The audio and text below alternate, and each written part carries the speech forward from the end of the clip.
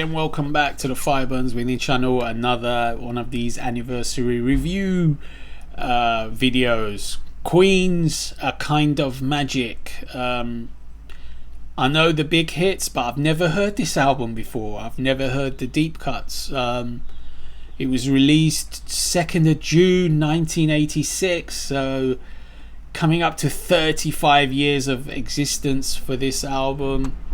Yeah, I've never heard some of the songs, but there's some big hits on this as well. You can't fail to have heard. But anyway, I listened again for this anniversary. I needed to check it out. I saw that the 35th anniversary was coming up, so I thought, let me check this one out, because I did a Queen video previously for Innuendo, which was 30 a while ago. So this one is 35, so I thought, let me check it out. Okay, the album opens with One Vision. It's a very famous Queen song.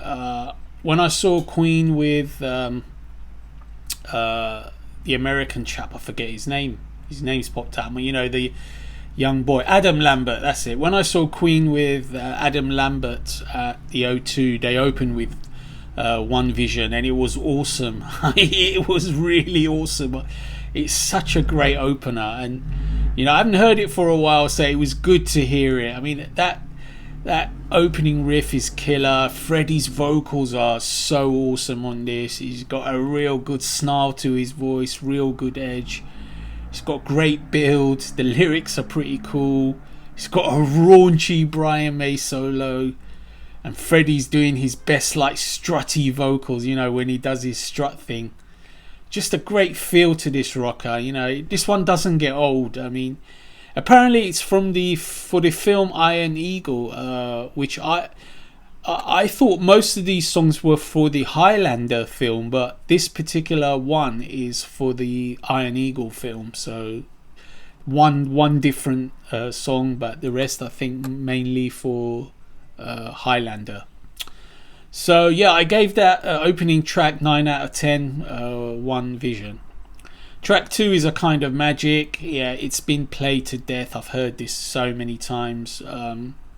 This is like a staple of Magic radio or Heart. They because where I work sometimes they put Heart and Magic on, and you know, you hear this a lot. You hear this a lot. So anyway, I still had to listen again for the purposes of this video, and it's good. You know, Freddie's vocals are just, you know, still amazing on this. John Deacon's pumping bass line is like, it's metronomic. It sets the groove. The guitar work is good.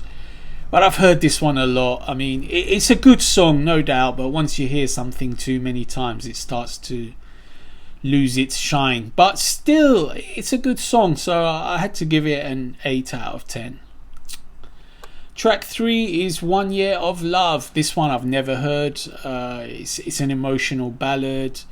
It's all about Freddie's voice on this one. I mean, his voice is pretty amazing. You know, his tone of voice is just, you know, it's very good. It's not a song which I enjoy, but I can imagine a lot of people will love that, especially if you like ballads. But for me, it's not the best song, but for his voice alone, I would give it a 7 out of 10, just for his voice alone.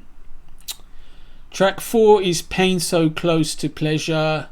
I'd never heard this track before in my life. It's like a slow swinging pop tune, like almost the 60s Motown, more or less, something like that.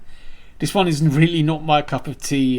Freddie's vox is too sweet on this. His vocals are too sort of saccharine, little bit, no edge on it, no raspy edge that he sometimes brings. Brian's May solo is okay. This one is not my cup of tea at all. I could only rate it at 5.5 out of 10, that track. Track 5 is Friends Will Be Friends. This one I know quite well. I mean, I haven't heard it a lot, like Kind of Magic, but I know this song well, and it sounded really good. The chorus is like what it's all about on this one. It's like a power ballad if you want, almost, but it's just got an amazing melodic feel. I mean, Freddie's on top form. Brian May's guitar solos are just very sort of emotional. They're very heartfelt, very melodic. The melodies are really cool on this one, and it's just, it makes you feel emotional thinking about the the lyrics and the feel of the song. So I rated that one at 8.5 out of 10. Next song is Who Wants to Live Forever. It's a big hit from this album. I do know this one very, very well, of course. It's an epic anthem, very emotional again, a little bit schmaltzy, a little bit namby-pamby if you like, but Freddie's vocal is just amazing. It's awe-inspiring, it's just a classic vocal of all time on that song. But personally I gravitate to when Queen is rocking out, so yeah, it's good. It's an undeniable classic though. It's just got a good feel to it, very emotional song. 8.5 out of 10 for Who Wants to Live Forever. Next song is Gimme the Prize, Kurgan's theme. I might have heard this, but when I heard it the other day for the purpose of this review, I just couldn't recall it at all, so I might not have heard it. This is one of the heaviest songs I've heard from Queen. I mean, this Freddie's proper letting go on the vocals, almost screaming, a little bit ranting, but always with a good little bit of melody. I really like this heavy track. I thought it was really cool. This one is definitely from the Highlander film, although I think I've seen Highlander once, but I don't recall the music on it at all. But I really enjoyed this song. Doesn't have like a huge chorus. It's sort of Freddie's just shouting "Gimme the prize" and so on. But it's all about the heavy, really groovy, aggressive vibe. So I quite enjoyed this track. 8.5 out of 10. The penultimate track is Don't Lose Your Head. I've never heard this song. This one sounds like a typical 1980s fantasy film soundtrack song. It's got Freddie's like doing backing vocals to his own lead vocals. His main vocal is pretty cool. The backing vocals are sort of very, very light and subtle. They're not like loud or anything. The song seems to be more of like a scene setter, like something you'd hear in the background. It doesn't seem to have like a massive hook on it as well. He's just repeating the line "Don't lose your head" quite a number of times. So I didn't really like this song, but it's okay. 6.5 out of 10. And the final track on the album is Princes of the Universe. Again, I don't recall hearing this. This one is like a typical 70s Queen song. It's got a lot of lush vocal harmonies. A thick riff starts things off. Then it's got sort of like this military march thing going on. And suddenly you got a pace pickup. Like it's got quite a little jaunty pace. I really like that little change. And then you got epic backing vocals from the band throughout. The typical Queen harmonies. Freddie's vocals are awesome throughout. Roger Taylor's drumming is really good. That one stood out.